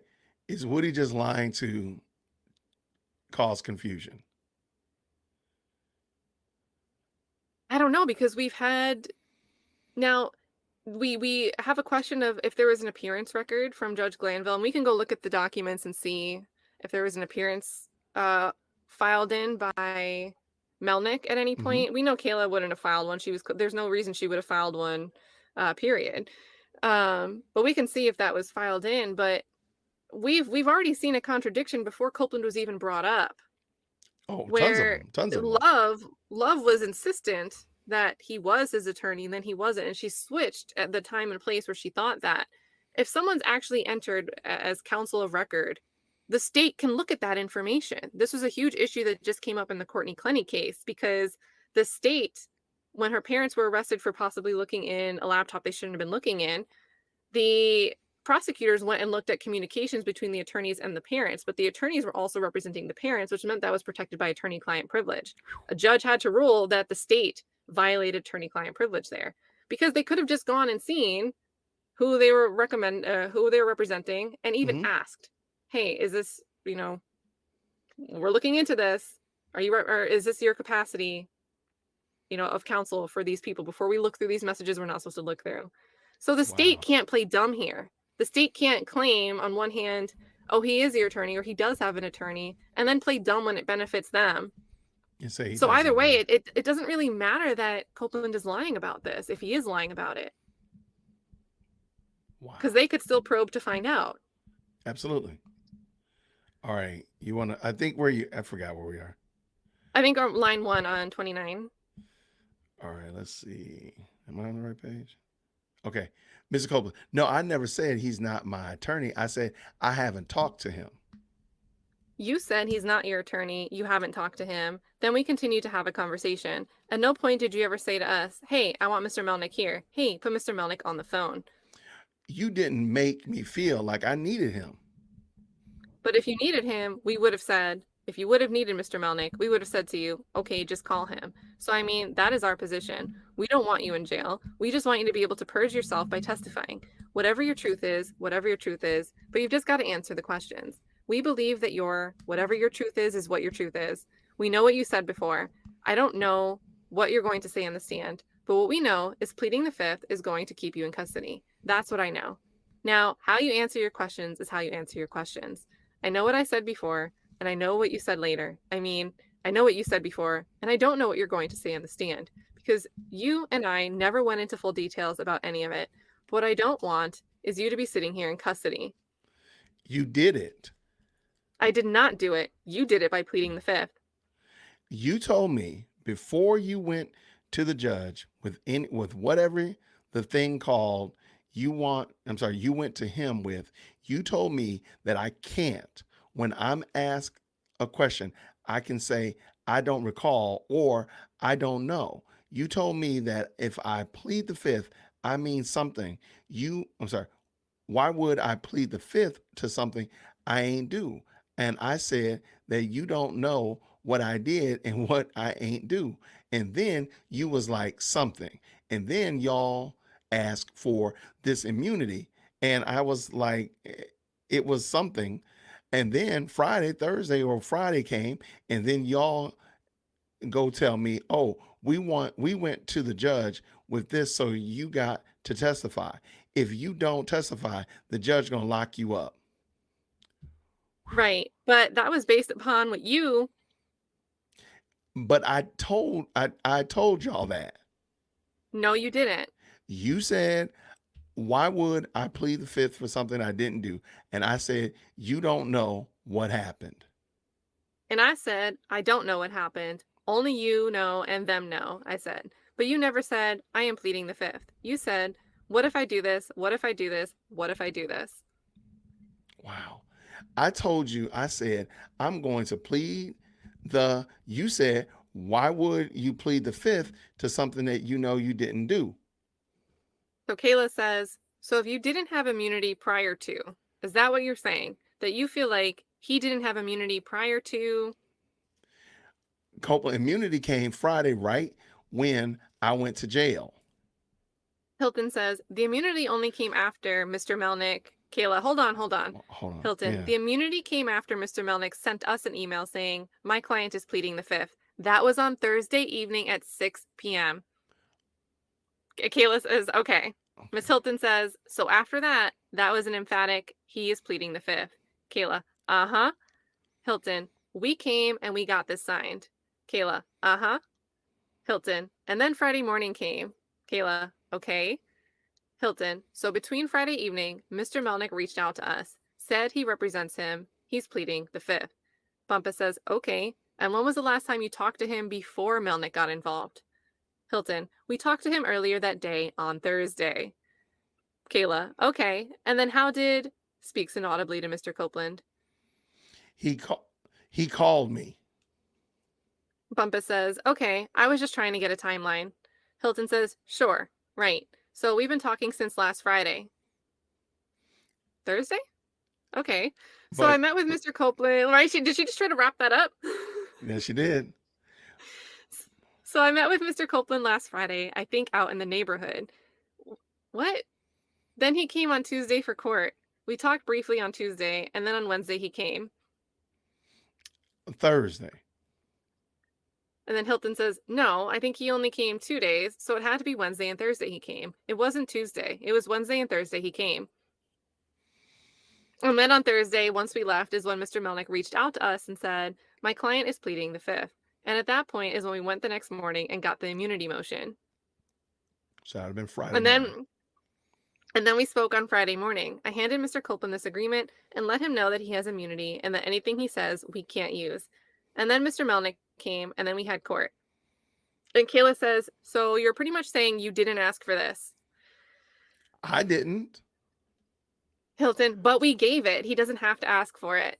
Kayla says, I know. I mean, he's just saying. Miss Hilton, right. He doesn't have to ask for it. But to alleviate whatever his concerns were, we gave him immunity. He didn't have to ask for it. Kayla, so if he wouldn't have had this, I'm just saying this so he can understand it. I'm walking him through. Hilton, uh-huh. Kayla, would he still have had to testify? Or would he have been able to plead the fifth? That's what he's saying. Hilton, if he did not have immunity? Kayla, yes. Hilton, yes, he could plead the fifth. That's what I'm. Kayla, that's what he's trying to say. He's trying to say he didn't ask for this. Okay, so stop for a second because I think Yeah, this is okay, big. I'm actually understanding Woody. I actually understand him. He They wanted tried to to play him and he's not stupid enough to be played. He knew what they were doing. so he wanted to plead the fifth and be done with it. To say I plead the fifth and walk out the door and be good. They gave him immunity and forced him to testify, and he didn't want to testify, is what he's saying. He's like, no, I wanted to plead the fifth so I can go on and be done and say I can't testify.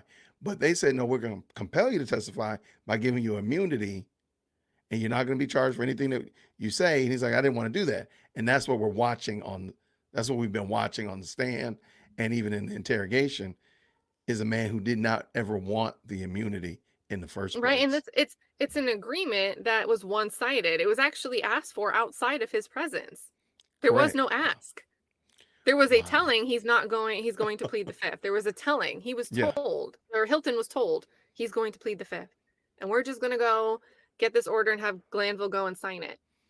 And then they don't Wow. disclose, I'm assuming they don't disclose these communications if they have to have this meeting to tell Kayla. That is correct. So, it's confusing to me. It seems like, Melnick might have became aware and then eventually gets into some email. There's awareness of this immunity deal, but none of the conversations, none of the terms of the agreement are disclosed because there really isn't a two-sided term of the agreement. Woody said, "I'm going to plead the fifth," and then they run on their own. Like this is really not a good look. No, because it like in a perfect example would be Woody say to his attorney, like, hey, I want to testify, but I know I'm going to say some things that'll get me in trouble. Can you get me a deal? And so Melnick approaches the state and says, hey, my client wants to testify, but he wants a deal. And they say, Yep. okay, we'll give him blanket immunity. Was it a use immunity? So anything he says, we won't hold against him. Melnick comes back and says, hey, Woody, they're going to give you use immunity. Anything you say is going to be good to go. You could, say that you terminated JFK and they're going to let you slide. And he's okay, perfect. And so then he would go and testify. But Woody is saying, I ain't want to testify at all. I was going to plead the fifth to get me out of it. But they are compelling me and forcing me as if there was a dialogue and an exchange. Because I'm kind of interested in this. We just gave it to him without asking him. That's kind of weird. I can't wait. I can't Right, wait to because hear. that's always a term. I mean, we see it with some of the lower plea deals where immunity isn't fully given, but we go back to Trontavious Stevens, YSL Slug. I mean, he got a plea deal. He was wrapped up for something. He wasn't given an indictment. He was sitting for 7 months in a jail that's falling apart. He kept asking for bond. And then finally, when they decide they need to secure his testimony, a plea deal drops in front of him. And he says, as long as I agree not to testify truthfully to the innocence of anybody named in this indictment, the terms of this deal, I'm agreeing to it. Wow. And that's not for immunity. That's just to get this plea to get out of where you're currently sitting without bond. Mm-hmm. And here you're speaking to someone with Woody, and Hilton knows whatever she knows or knows whatever she doesn't know. But whatever she needs him to say on the stand is so important for this case that she just walked up to Judge Glanville saying, hey, can you sign this order for immunity, sign off on this on a one-way agreement. Amazing. She All didn't right. even secure something in exchange. She was going to force the exchange, which would mean it's just her choice. That is She correct. is well aware if she is suborning perjury at the end of the day, she's the one that designed it. Mm. She can't say Wow. that Copeland played her because Copeland never said, That he would do look, this. I'll tell the truth if you protect me. That wasn't Right. why Hilton moved to do anything. Hilton did it purely to secure the testimony. This is Wow. really not good. This is worse seeing this than what was alleged in that affidavit. Yes. All right. I don't know where I cut you off. I do apologize. Or was it me? I think we're at 25, right? So that's what he's trying to say. He was trying to say he didn't ask for this. And then Hilton says, but he doesn't have to ask for it. Now that we have given it to him, because that's on us. So now that we have given it to him, it's an order. He can still choose if this is the road he wants to take, then he'll just stay in custody until the trial's over. And when we say the trial is over, every last defendant has been tried, not just these 6, the other ones too. So this is Hilton. This is Right. like check mark again for the affidavit being correct. Wow. All right. So I done did longer time. All right, Mr. Copeland, I'm telling you that you are literally immune from prosecution from anything else you may say. That's that. So the choice is always up to you. But we wanted to put on the record the state does not want you in custody. What the state would like you to do is purge yourself from. What purge yourself mean? Meaning that you're no longer in custody and that the way you purge yourself is to testify. That is kind of how it happens. And that is what the state wants you to do. We don't want you in custody. I can't say that any other different way, but we don't want you in custody. The only thing that's holding you is you refusing to testify. So do you have any questions? Any other questions? Any other questions? Basically, if you invoke the fifth, I don't trust. I don't know what's going on. I don't trust nobody. I trust her word, but I don't know what's going on, Your Honor. This is your insurance. I don't know if you want to break that down to him. Kayla says, well, he doesn't want that. But he's been given it.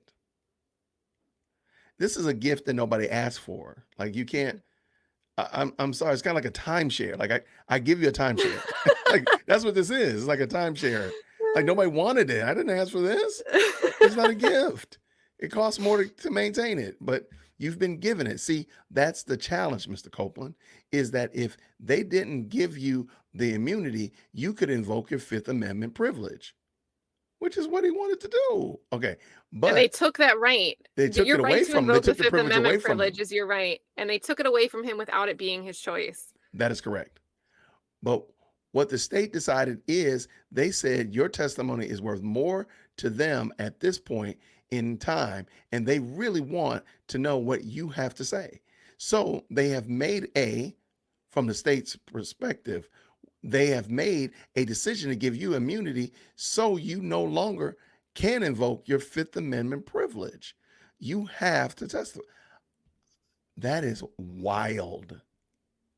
I know the Hold attorneys on. the law tube attorneys are going to they're going to love these transcripts, guys. Like This is not good. this is, and again, the point is you have you have the right to plead the fifth. They basically remove that from you and say and they're compelling you to testify, even though you wanted to plead the fifth. And I want to be Wow. clear here that Glanville signed off on this immunity order.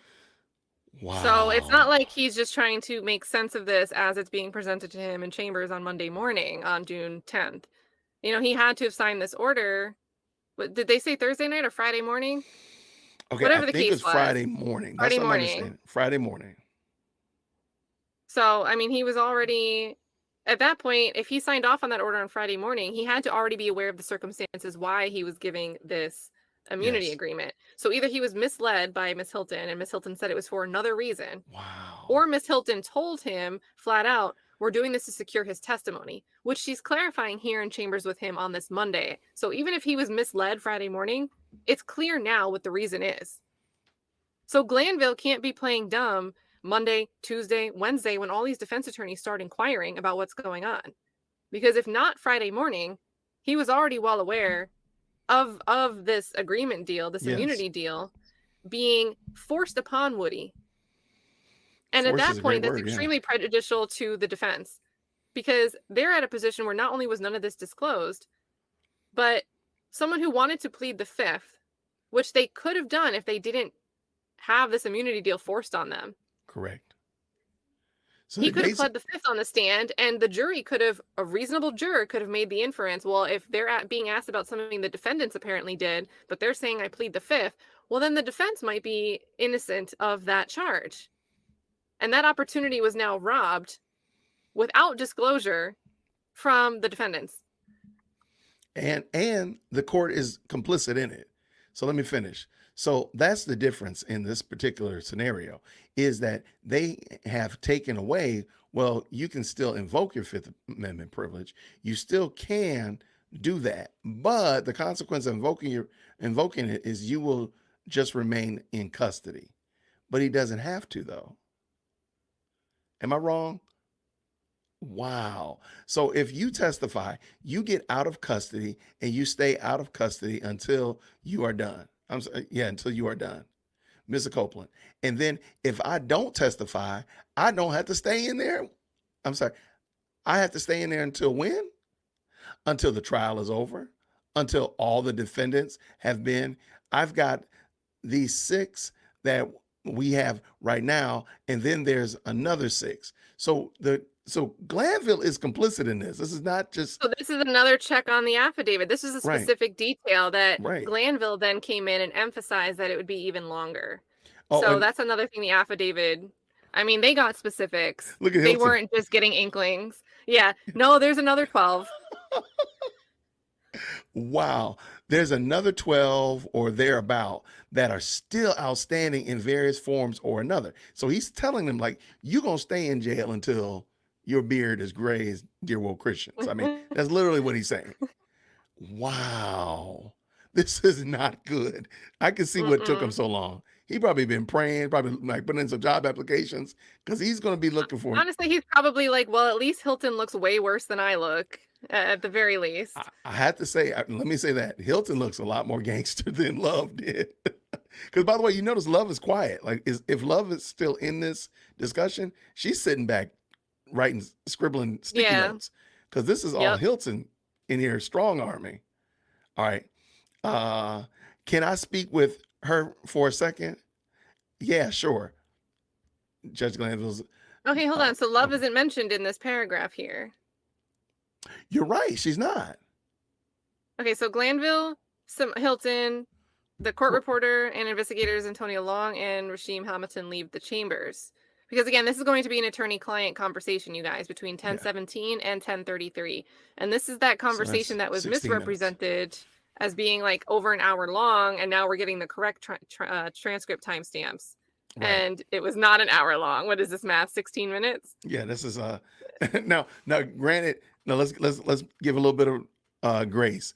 Glanville has no concept of time. So Yeah, no concept of time and 16 minutes reading could numbers be on an a hour. paper. Yeah. 16 minutes could be an hour because this is the 3 hour comfort, three hour 5 minute comfort break.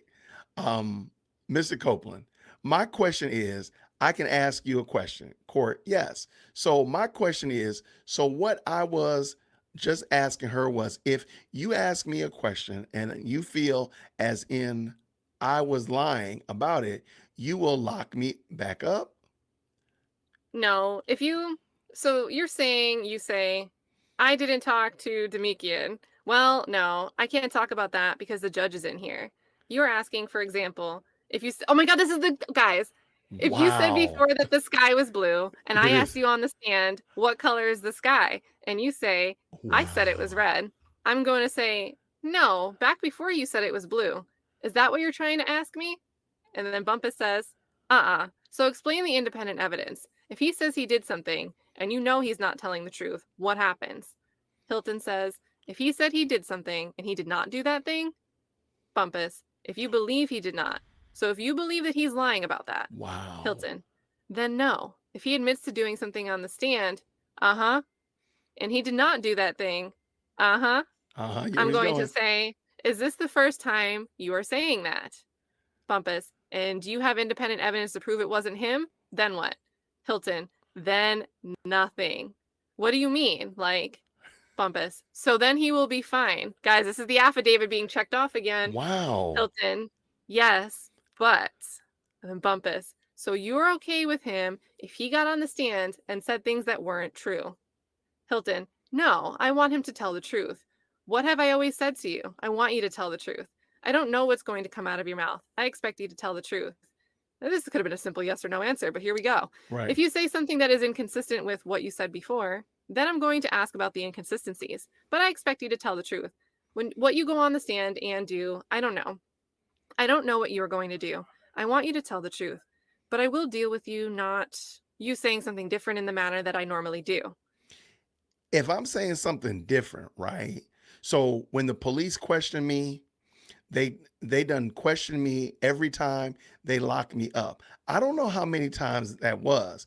I done told them whatever different story I could think of to try to finesse my way out of the situation. I don't recall what I done told them. Okay, so you can say, I don't recall. That is how this works. I don't recall. Bumpus says, and he can just say that to every single question? Hilton, I would hope that that is not the truth because I think there are some things you do recall and some things you don't. But the things you don't recall, you don't recall. And then I will go through my process of what I do. You can talk to him about what impeachment is. That won't get you locked up. Impeachment will not get you locked up. You can talk to him about what impeachment is. If he says, I don't recall, What will get me locked up? what did I tell you? I don't know. What you did on Friday, I plead the fifth. If the court instructs you, So the only thing that gets me locked up is pleading the fifth? and Bumpus says yes. And then Hilton says, the court instructs you, you need to answer the question. You say again, I plead the fifth. Again, that's what's going to get you locked up. But if you answer the question, that will not get you locked up. So if you don't want me in jail, why you just don't let me go after the trial over the trial over with? You're in jail because you're not answering the questions. Because you have been given immunity. Because you've been given immunity. You were only in jail because you got up here. Well, what about this? I answer the questions, you take away immunity, I answer the questions, and I plead the fifth. No, Wait, let me see. Wait, hold on. You take away immunity because again, the immunity is what he didn't want. I answered the questions. Well, he wouldn't be answering the questions if he pled the fifth. He's saying, if we were at wherever we were on Thursday before you took it upon yourself to run and go get this order signed from Judge Glanville, giving me immunity that I Got it. didn't ask for and I didn't agree to, if we go back, if we hit the reverse and we go back to where we left off before you went and did that, can I just plead the fifth to something that would incriminate me? And Hilton's like, nope. Got it. Okay. Okay. All right. Let me. I won't plead the fifth to things that don't incriminate me. Oh, sorry, that's I'm the sorry, court. that's me. The state can still give you immunity. They can give immunity to whoever they want. Okay, and they can make that choice. I don't even make that choice. So if they, like I said earlier, they want your testimony, they figure that's the jury needs. They figure it's that the jury needs to hear what you have to say, good, bad, or indifferent. And what Miss Hilton is telling you is just tell the truth as you know it and let her worry about it. I mean, even though you may have said different version of whatever that's for impeachment, that's not going to get you in trouble. What will get you in trouble is you not, if you just invoking the Fifth Amendment privilege because you have been given immunity, or as Miss Love said this morning, remember, Miss Love said, by the way, Miss Love is not in the conversation, but that's a different point. Miss Love said, if you overtly lie about something, like if you tell a bold-faced whopper, then they can indict you on particular charge. I mean, that particular false statement. That's what they're going to do. And Bumpus says, that is what I was saying. You will be right back here, Hilton. But if you say something that you know you did not do, like you admit to something you know you did not do, whether you Like murder don't have like no statute of limitations, right? Like murder don't have like no statute of limitations, right? But if you didn't do it, I can't charge you with something you didn't do because I don't have any other evidence but you saying it. But y'all don't. Like, And Kayla says, you can charge him with false statements and he will be back in jail. That is what I'm trying to say. Hilton says, but if I know that you're lying about that, I do not intend to do that. If I know right now he's lying, I know he's lying. I'm not going to charge you because I don't know your reason for doing that. Check off the affidavit. But wow. I'm not going to charge you because I know you didn't do what you're trying to say you did now. And that can be part of this. I know you didn't do it. Wow. But that's up to the judge to do that. No, it's up to the state to bring charges. I don't have anything to do with that. He has nothing to do with bringing charges. That's up to the state of Georgia. Can I talk to my family and I will make my decision right after I hang up the phone? Guys, that's crazy because This that is wild. means he's thinking about not just staying for the whole trial, but sticking it out through all the trials for the other defendants. Right. Why else would he want to speak to his family before making this decision? When he's Absolutely. asked 2 or 3 times now about how long, this trial or beyond it. So, Miss Bumpus, he's saying he hasn't been able to speak to anybody. Hilton, his sister just called us. Y'all done y'all done me wrong. Y'all just hold me in jail. Don't let me get no PIN number, no nothing. What is a PIN number? Okay. Maybe to call someone, I don't Yeah, know. yeah. Chat, help us out. Yeah, Miss what's a PIN Hilton number, says, man? yeah, we have no knowledge. We did not know that you, Bumpus. He hasn't been able to do anything, speak to anyone. Wow. The jail system down, but y'all still putting people in. Oh, the PIN number is the prisoner identification number, Oh, right? that's what it is. Okay, Is someone okay. in the chat? Now that he said that, now I get it. Is it prisoner identification number? I think so. Because I think I've seen it that, and then sometimes it's a jail identification number, like a JIN. Now I recognize I've the heard it. Yep. acronym in context.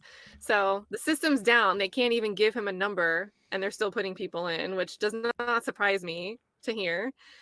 And then Hilton says, that part I didn't know. I know we have been in communication with your sister. Your sister actually texted Miss Lancequote to make sure you were okay. We told her we physically had laid eyes on you. I'll leave that up to the sheriffs. I don't know. Brief pause. Wow. So what you think what she's saying. So what you think what she's saying. I think that might be like, "So what you think? What's she saying?" Yeah, am I saying it? Maybe. Yeah, it should have been a so what you think what she's saying. Yeah, I don't yeah. And then Hilton says, "I can tell you right now." I'm talking about that locking me back up. So he's clearly thinking about going back to jail. You're right. And what his sister's saying about it. Yeah, Because sister might be watching his kids or something, you know? for sure. And then Hilton says, "We would have to bring charges. There would be no incentive. Y'all will. We've already had this discussion." Look, what you did to me. Look what you did to me. You waited until Friday and did this. Okay, so there goes the immunity on Friday. I done Well, on the told you, birthday, his kid's birthday. yeah, I done told you every day before Friday came that I was pleading the fifth. No, you did not. As a matter of fact, our last Mr. Copeland, let's see if we can get beyond this, okay? Beyond what your concern is.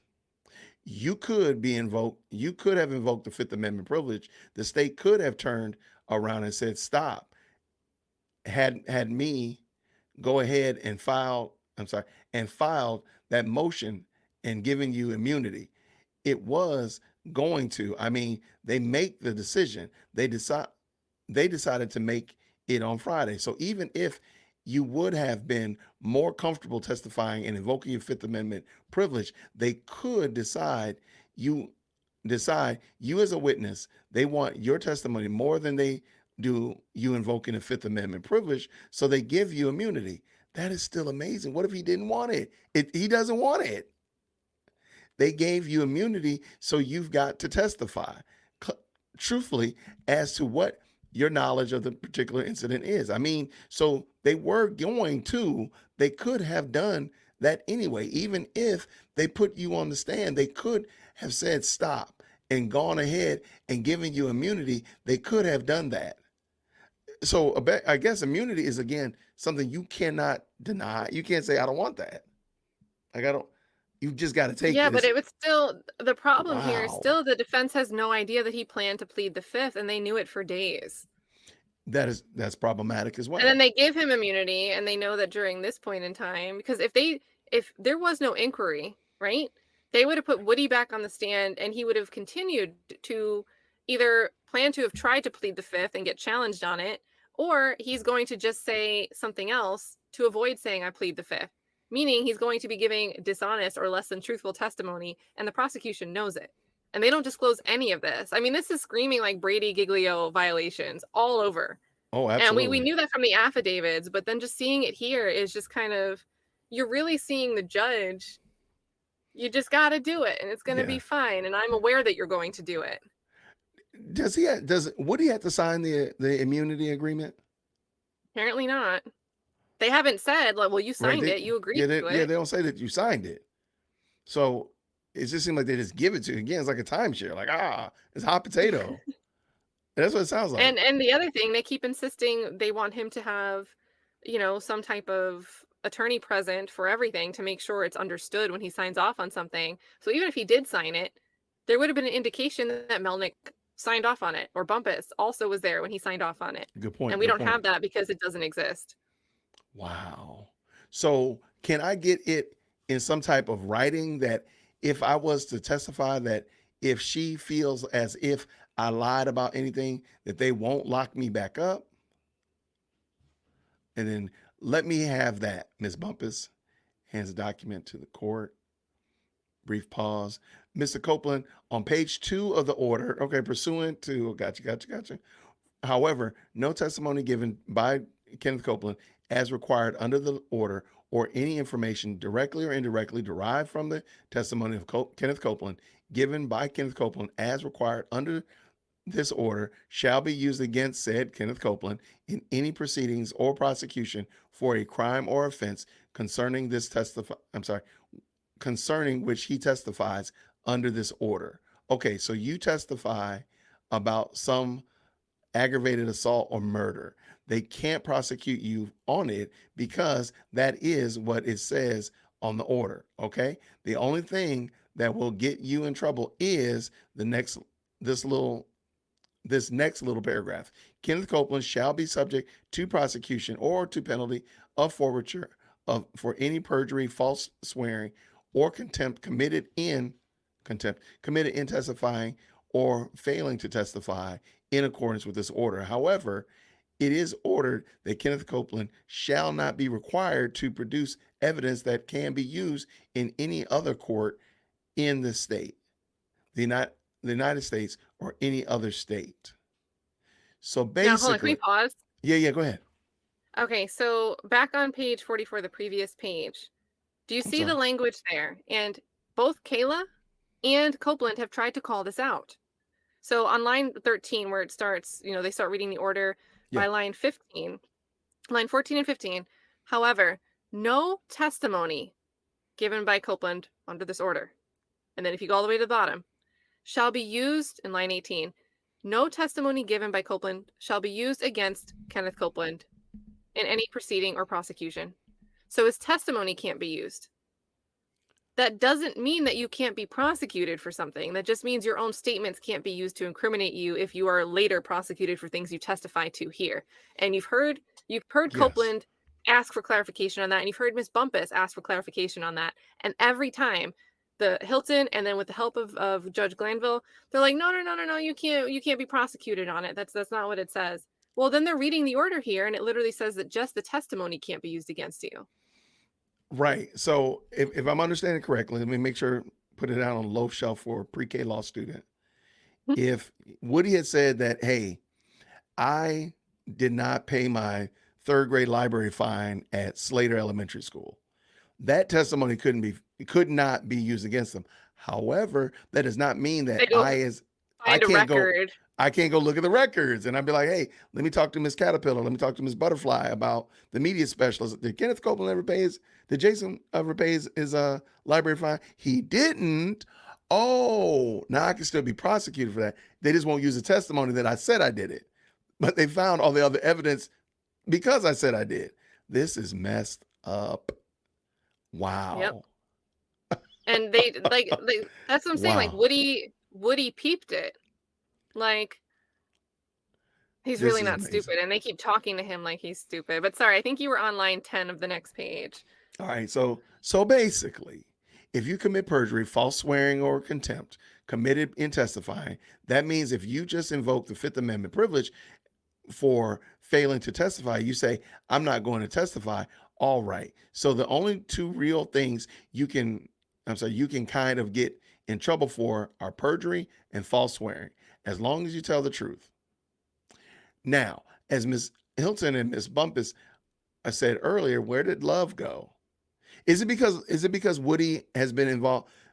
Same thing with why Love is not um, examining Woody. There's something going on with Adrian Love and one of his relatives or something. I heard maybe that's why she's not even Uh, in the room. So once he came in the room, it seemed like she disappeared. yeah, I don't know. Either that or Love had to be doing something different, or maybe they were just giving the appearance that nothing was going on if Hilton and or Love were walking around invisible to other members Yeah, of this trial. I I don't don't know. It's know. a great question. Yeah, I don't know. I just wonder. Or maybe Hilton and Love are the same person. No, I'm just kidding. Tell the truth. So, as Miss Hilton and Miss Bumpus said earlier, you may have told or been asked about situations over and over and over again. They may have changed. What the state is asking you to do is tell the versions that really is the truth. If they want to impeach you, they can do that. Or if the other side wants to impeach you, they can do that. You won't get in trouble for that. You said, I No, will. this is confusing because impeachment leads to perjury. That is correct. And they're trying to draw a line in the sand that's not that distinct of a line between impeachment and perjury. Not And every I time don't think, someone is impeached does it go rise to the level of perjury and a DA pursuing perjury charges. But you see how they're trying to separate it here instead of just clearly saying impeachment, you actually can get in trouble for that if the DA decides. And Woody's called it out earlier in this testimony, and you will do that. yeah. He said it. And he says it right here too.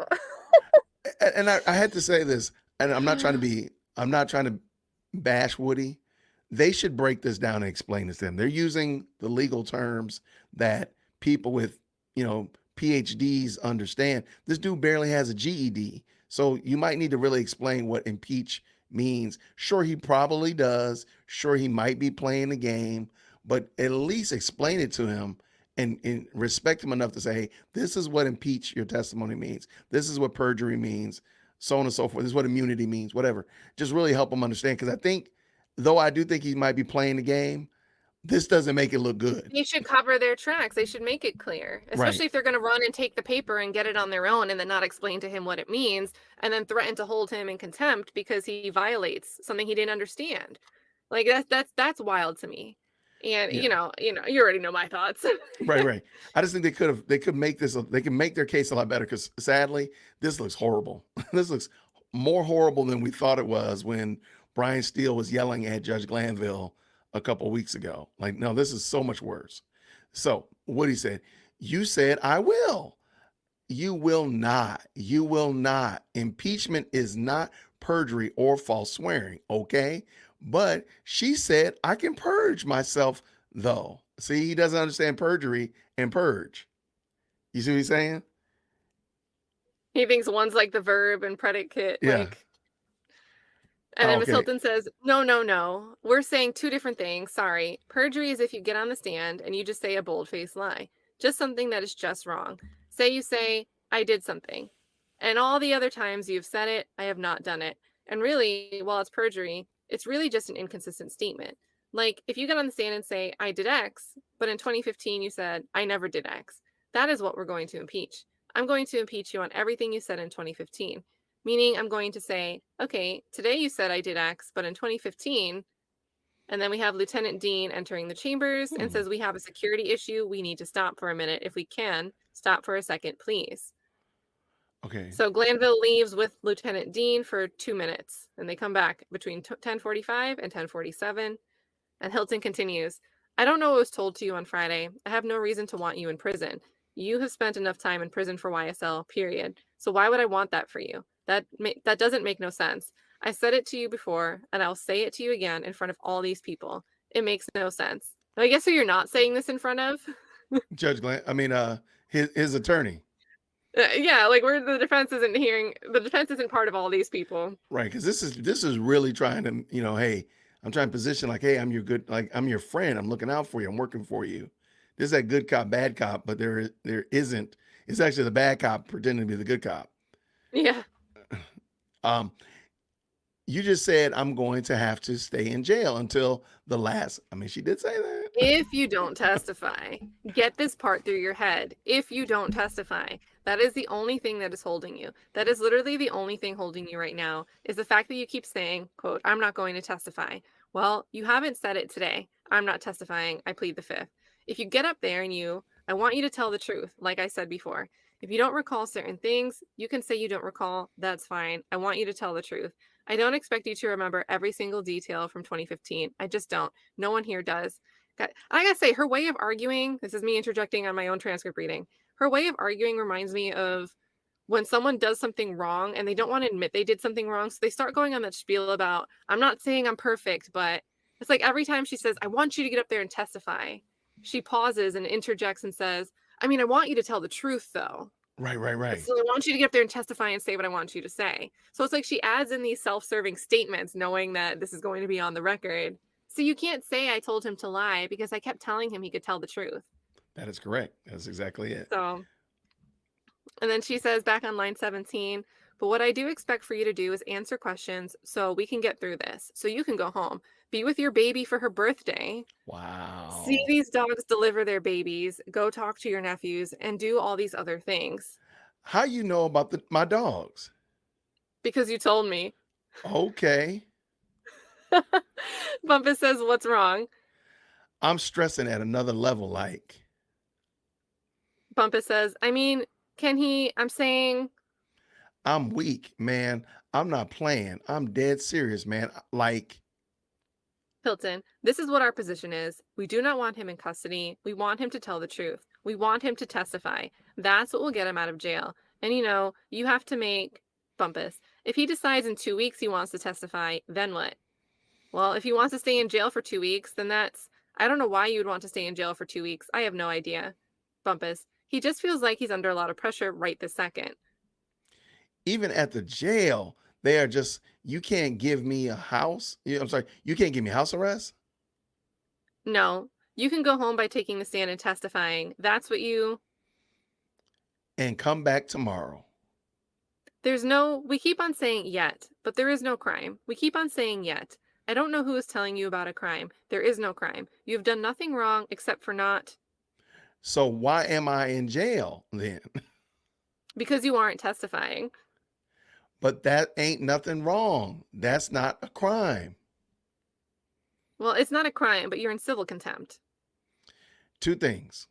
Because you invoked your privilege after you have been given immunity, that is why you are in custody, because you get out by testifying. So you testify, you get out. I still want somebody to explain that. Because it seems like if he didn't want it, you're forcing him. Again, you are compelling him to testify, tacitly doing that.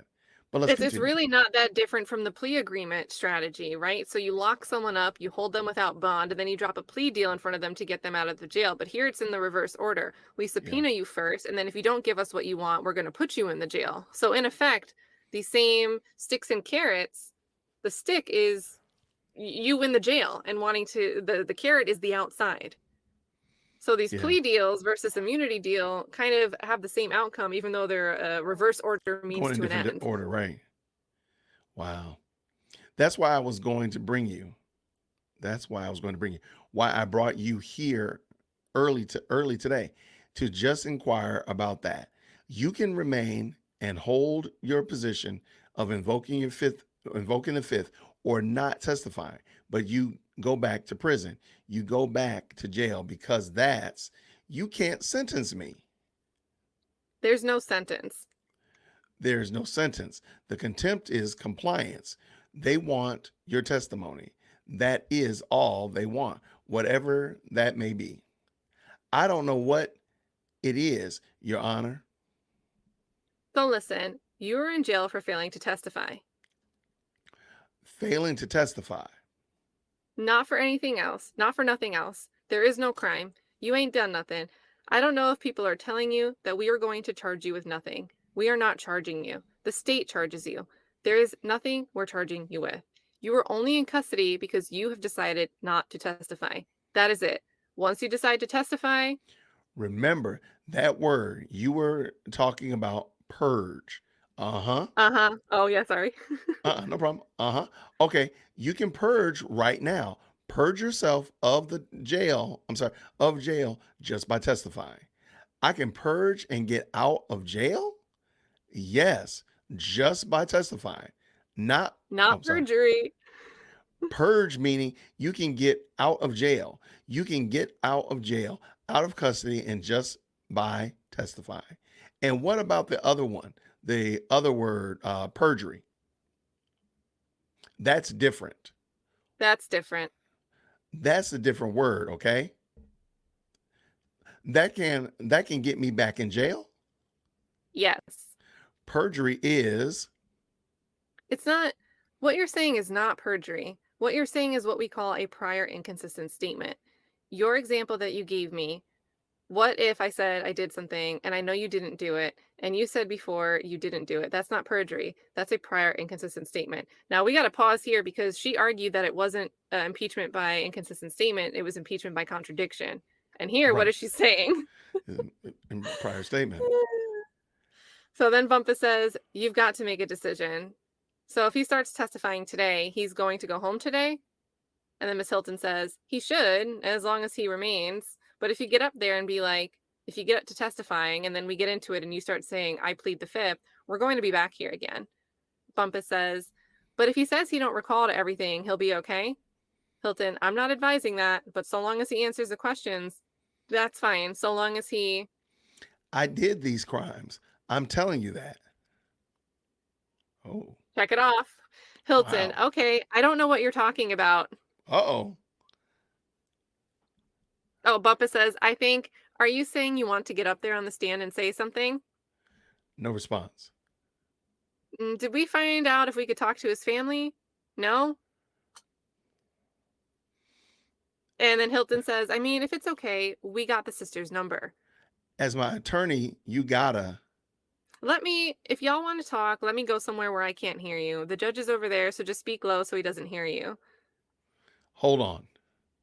Judge So, Glanville handed a document to attorney Kayla Bumpus and exited chambers with Assistant District Attorney Simone Hilton, Investigator Long, Investigator Hamilton, and court reporter Christina Weaver from 10:53 until 11:28. So they're in there together. That's better than 30 minutes. yeah, so this is another segment then. I don't think he mentioned And this in the and then they come back, okay, so that's about 40 minutes. So let me, try not trying to be picky. Remember, but they're Glanville handing said him that, something here. So what is yeah, this what is that document document? that's being handed? Because we hear in the affidavits it was handing over like the statutes, that it was Glanville that handed over the different statutes and stuff. Perjury, probably. Like, I mean, sorry, what pleading the fifth, immunity, all those mean. Maybe broke it down. The court. Okay, all right. Mr. Copeland, have you had an opportunity to talk with Ms. Bumpus, your attorney, I'm sorry, your lawyer, and Ms. Hilton, the state's counsel? Have you got any other questions? Wow. No, Your Honor. Is it your desire to give testimony today? Yes, sir. Okay. All right, then. Do you all have some clothes for him? I don't know. Let me go look. What size are you? I can't hear you. What size are you? Little. So investigator Hamilton says, we had a large jacket for him on Friday. Large. Oh my gosh. And Hilton says, you had a jacket for him? Hamilton says, yes. Hilton, oh, but he can't wear a large. What is your waist size? 34? 32. Chest? What about that? I'm sorry. What are you? 34? 36? Chest? Probably Probably 30. 36. Okay, I'm sorry. That's okay. Not in my chest. What you mean? Size. What size are you? Small or medium? Small or medium? It's like a Laurel Hardy skit. Like, who's on first? All right. He's like a They parrot. say again. He's like a parrot. He's like, Yeah, are you small or medium? Small or medium? that's him. They are going to try to get some clothes so you don't have to testify wearing your jail uniform. Okay. Y'all don't want to show the people how y'all did me. Tell him, Look, Woody. look. And Hilton says, if we can't find clothes, then you may have to wait till tomorrow. So Hilton's saying, we will not show the jury what we did to you. Right, Guys, witnesses, it's prejudicial for the defendant if they have to sit in the court in front of the jury wearing prison clothes because it gives the appearance. You start to associate that with guilt. It's right, prejudicial. But that doesn't apply to witnesses. So the issue here would just be witness credibility, not something that would prejudice the defendant. And Hilton saying, we're going to go out of the way to make sure this isn't prejudicial. Even though we want you to testify so bad, we went 53 pages insisting how badly we want you to get on the stand and testify. wow, We want so yes. badly for people not to see how we did you that if we can't find clothes that fit you, you may have to wait till tomorrow. That's nuts. But they did make him testify in his jail clothes that Monday. After all that, I prefer to go in like this. Oh, well, there we go. And Uh, Hilton says, I understand what your preference is. nah, don't hide it. Oh, he's wow. Kayla says, can you make him put on clothes? Hilton says no. Oh, I sorry. want to go in there like this. Fine with me. All right, okay. You ain't gonna try and lock me back up for this. So long as you testify, we will get an order to get you released. And Bumpus says, today. Whose copy is this? And then Hilton says, you've got to make sure you come back now. I want to be real clear. When have I ever ran? You have not. That's the only thing. You have not. Whose copy is this? That was ours. Do you want a copy? You can take it, though. Bumpus says, okay. Hilton says, "Do you still have yours or you threw it away?" Bumpus says, "I'm going to give him both of these things so he can have some information." Hilton says, "Okay." And then Christina Weaver, court reporter, says, "Are we off the record now?" Are we done? Bumpus says, "Yes, I believe so." Okay, we're good. See everybody downstairs in about 10 minutes. And so that was probably about an hour, knowing Glanville. All right, so and it was over. Proceedings concluded at 11:31 a.m. All right. Yeah, then you have Christina Weaver sign off that this is, Oh, true and accurate. wow. All right, let me see if I can do this right. That was crazy. That was a lot. That was a lot. Wow, I did not That was a expect it to lot. be that wild. Okay, so give me your overall, because I want to hear the chat. The chat has been going bananas in here, and I appreciate. There's almost 500 of y'all watching. Thank you so much. I appreciate Kat, not Williams, for stopping Oh, I by had a great today. time. This has I been a love black. transcripts. Oh, we're not done. We're not done. We're not done.